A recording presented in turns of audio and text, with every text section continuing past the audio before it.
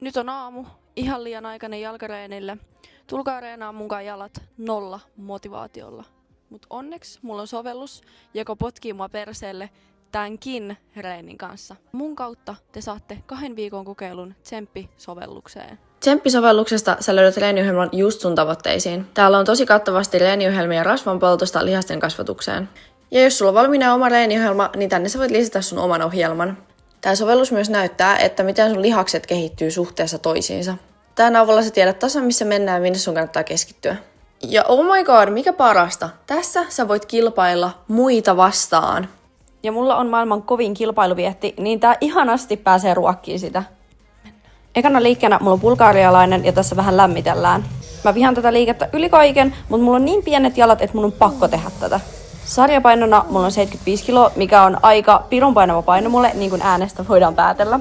Ja mulla on jokainen toisto kunnon psyykkauksen takana, että mä saan tehtyä. Ja karu fakta, jos sä oot toistojen aikana ihan turpa kiinni, sä et treenaa kovaa. Sä et treenaa tarpeeksi kovaa.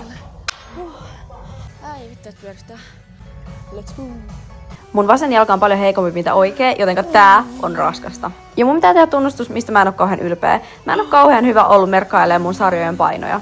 Mä oon aina ajatellut, että kyllä mä muistan seuraavassa reenissä ne painot, mutta en mä oikeasti muista. Ja sit se monesti menee silleen, että sä löysäilet. Mut onneksi tää sovellus tekee sarjojen merkkaamisesta kivaa, koska silloin sä pystyt kilpailemaan ittees sekä muita vastaan. Jotenka se antaa motivaatioa. Laitaanko mä näihin eri painot päihin? Täällä on 20, tässä on 25. Mä rehellisesti. Mä en jaksa vaihtaa tuota painoa. Antaa mennä. Pientä lämpäilyä, ja tää on rehellisesti ehkä mun heikoin liike. Mun kaveri sanoi mulle, että näytän aina ihan kodittomalta salilla. Niin mä vähän näytänkin. Mä en oo kauhean hyvä pukeutuja. Mun pitää ihan hanaspämmiä näitä, koska mun ex sanoi, että mä näytän ihan Airpodilta, ja se ei ollut väärässä. Täällä ei ole ketään. Oikeesti tää on ihan parasta, kun joku tämmönen alue on niinku tyhjä, että sä saat olla niinku yksin. Oho. Pitäisikö mä tehdä pari leukaa? Ok, mä tehdään nyt pari leukaa. Mä haluaisin nähdä, että näkyykö mun selkälihakset tällä hetkellä mitenkään. Mä oon tällä hetkellä vähän dietillä. Vähän. Nyt jos tänne tulee joku, tää on äärimmäisen noloa. Oikeesti tää on himon olo, jos tänne tulee niin. Okei, meikä lähti tuohon niin itse varmasti ja mä ajattelin, että mun selkä tulee näyttää tästä niin hyvältä. Toi näyttää siltä, että mä en olisi ikinä kattonut salille päinkään. Mut voidaanko me syyttää tota valotusta? Koska se ei oikein osu mun selkää. Jaksaanko mä tehdä vielä? Oikeesti tuu pois sieltä, et jaksa. Toi näyttää ihan hirveältä. Toinen. Tää on oikeesti salee se syy, miksi mulla on niin pienet jalat.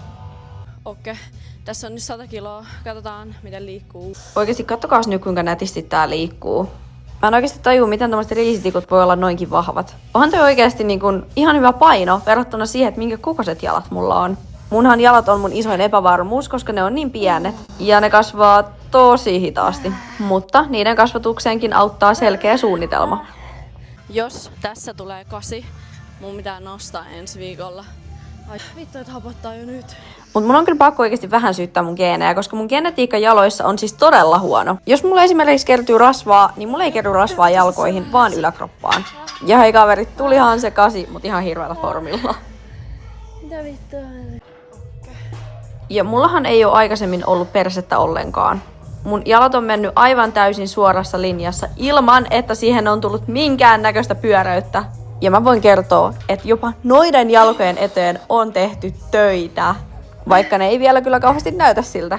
Mut come on, täällä tytöllä on kyllä oikeasti tässäkin ihan hyvät painot.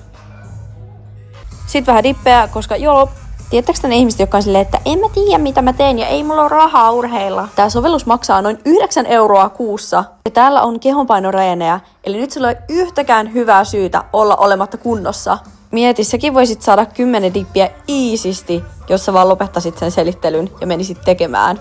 Sä et oikeesti lopulta tarvi reenaamiseen muuta kuin sun oman kropan. Kattokas tää. Meikä yritti siirtää tätä, niin lähti tappi irti. Musta tuli näköjään joku salikorjaaja.